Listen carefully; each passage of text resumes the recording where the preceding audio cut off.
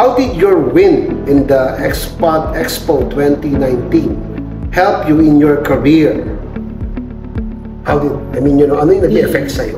Ayun, obviously in terms of achievements and awards, so meron akong, kumbaga parang angas o konting yapang.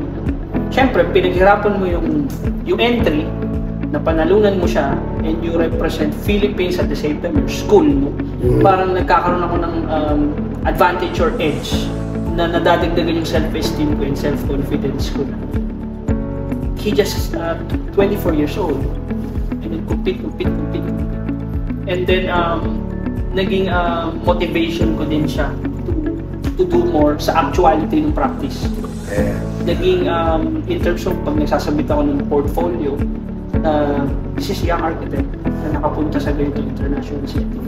Which I remembered, meron akong isang client na na-highlight niya yung achievement na yun. Na parang too good to be true. Yes. Na may ganung scenario way back 2019. So parang ang bata mong tignan with this kind of achievement, parang meron silang ganun. Which is, sa panahon natin ngayon,